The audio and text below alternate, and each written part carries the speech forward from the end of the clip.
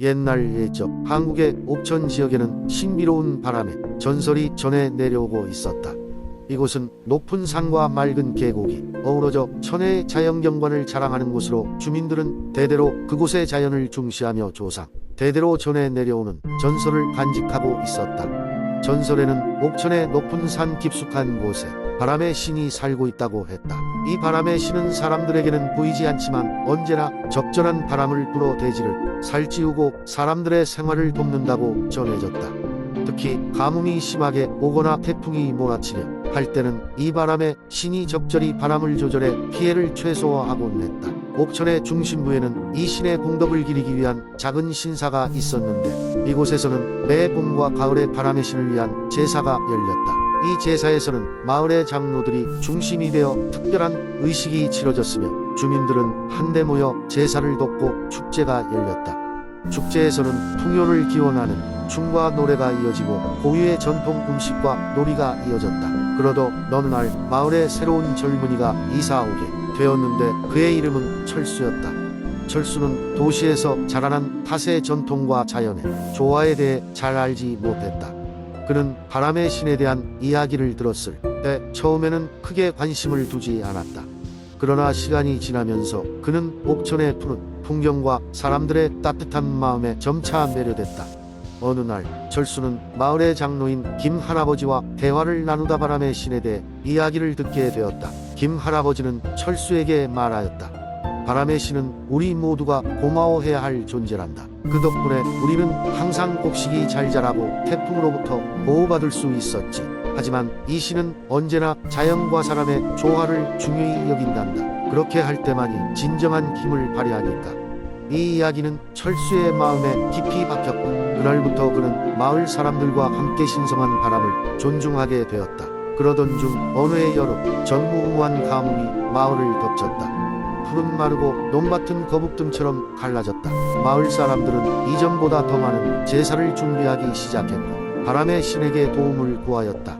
철수는 이 과정을 지켜보며 깊은 감명을 받았다. 그는 김 할아버지의 지침을 따라 제사에 참여했고 신에게 진심 어린 기도를 드렸다. 며칠 뒤 놀랍게도 하늘은 서서히 흐려지기 시작했고 곧바로 시원한 바람이 불기 시작했다.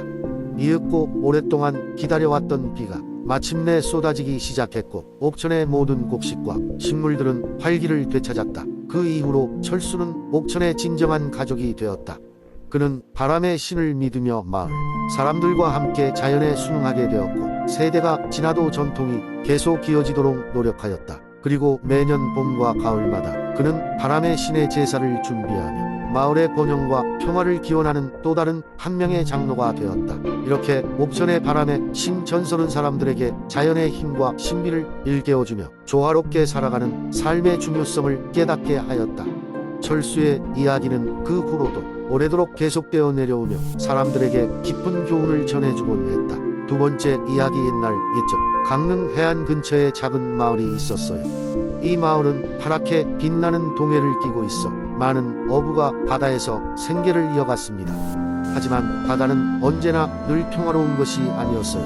가끔씩 사나운 파도가 몰려와 배들과 어부들을 두려움에 떨게 했죠. 마을 사람들은 바다를 달래기 위해 매년 신에게 제사를 지냈어요. 하지만 어느 해 바다는 몇 주째 거칠기만 할 뿐 잠잠해질 생각이 없어 보였어요.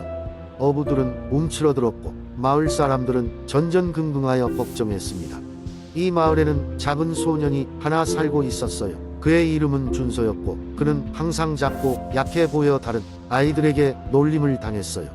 하지만 그는 누구보다도 자연과 동물을 사랑했고 바다에 대한 특별한 이해심을 갖고 있었어요. 어느 날 준서는 이상한 꿈을 꾸었습니다. 꿈속에서 그는 바다 속에 살고 있는 거대한 해룡을 만났고 해룡은 강릉 앞바다를 지키는 수호자라고 했습니다. 해룡은 준서에게 바다가 왜 화를 내고 있는지 설명했어요. 사람들은 나를 잊고 있어 나에게 감사의 인사를 올리지 않고 자신의 이익만을 위해 바다를 이용하고 있단다. 다음 날 아침 준서는 마을 회관으로 달려가 어른들에게 꿈 이야기를 전했어요. 처음에는 아무도 그의 말을 믿지 않았지만 바다가 계속 사나운 상태를 유지하자 물고기가 잡히지 않아 생계가 어려워진 어부들은 위험을 무릅쓰고 그의 이야기를 듣기로 했습니다. 준서는 제안했어요. 이번엔 어른들이 아닌 제가해령에게 직접 찾아갈게요. 마을 사람들은 모두 놀랐지만 준서의 진지한 눈빛에 감동하여 그에게 기회를 주기로 했어요. 여러 명의 어부들이 오래된 배에 준서를 태우고 바다로 나갔습니다.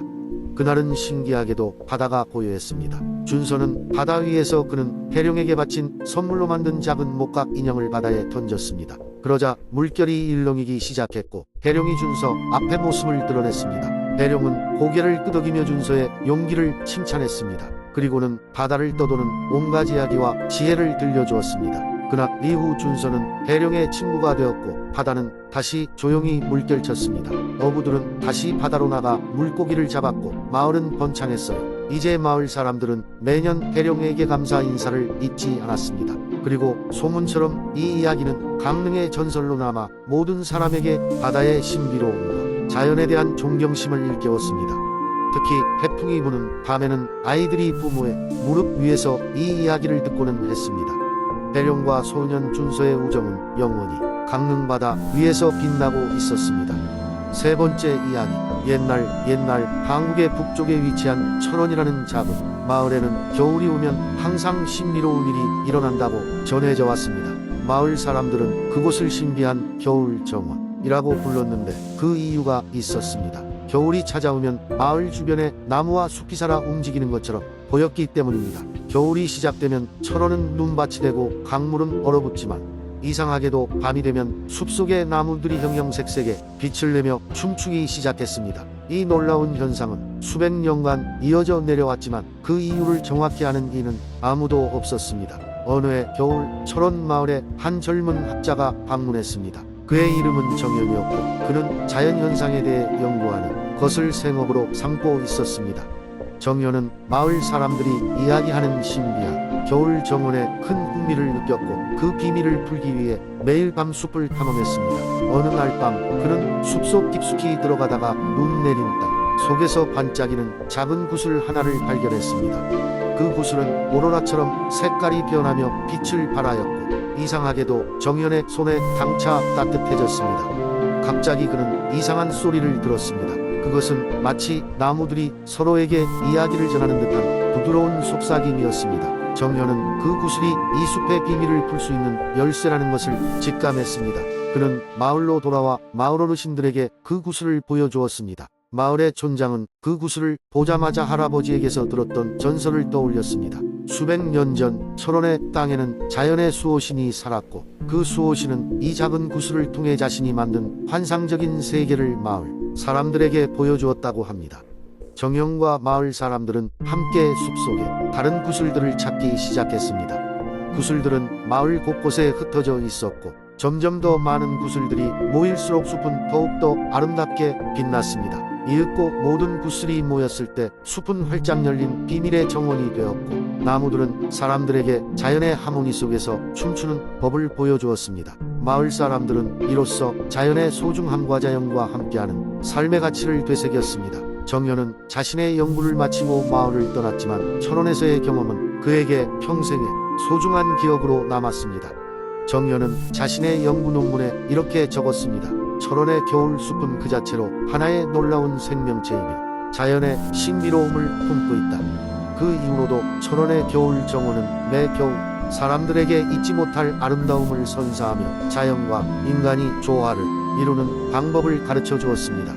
그리고 그 숲의 신비로운 구슬은 마을 사람들이 서로를 돕고 함께하는 삶의 소중한 연결고리가 되었습니다. 네 번째 이야기. 옛날 옛적 한국의 양산 지역에는 아름답고 울창한 숲이 있었습니다. 이 숲은 수많은 생명체들이 공존하는 자연의 리듬 속에 있었고 그 중심에는 한 그루에 거대한 은행나무가 있었습니다. 이 은행나무는 수백 년 동안 자리를 지키며 숲의 수호자로서 존재했습니다. 날이 어두워지면 숲은 마법 같은 분위기로 변했습니다. 달빛이 은행나무 잎사귀를 통해 부드럽게 스며들고 바람이 잔잔히 불어오는 가운데 나무는 신비로운 이야기를 들려주곤 했습니다. 나무 주위로는 작은 동물들, 새들, 그리고 숲의 요정들이 모여들어 이 이야기들을 들었습니다. 그 중에서도 가장 기묘한 이야기는 달빛 아래의 용에 관한 것이었습니다. 전설에 따르면 수백 년 전 이 숲에 용이 살았다고 합니다. 이 용은 사람들을 해치지 않고 오히려 양산 지역의 주민들과 공존하며 살았습니다. 어느 날 외적들이 양산을 침략해 오면서 용은 자신의 능력을 발휘해 마을을 지켰습니다.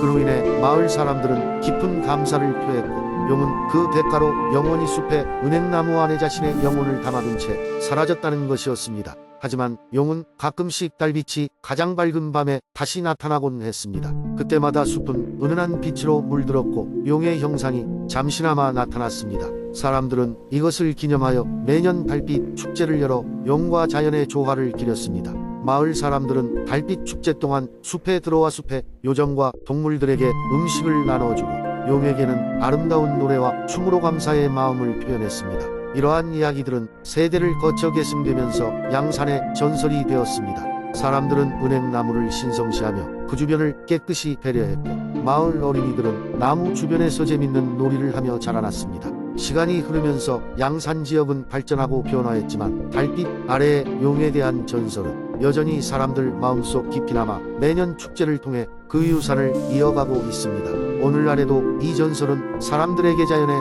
중요성과 그 신비로움을 일깨워주는 매개체로 작용하고 있습니다. 달빛 축제는 단지 전설을 기리기 위한 것이 아니라 자연과 인간이 서로 어우러져 사는 조화를 상징하는 중요한 행사로 자리잡고 있습니다.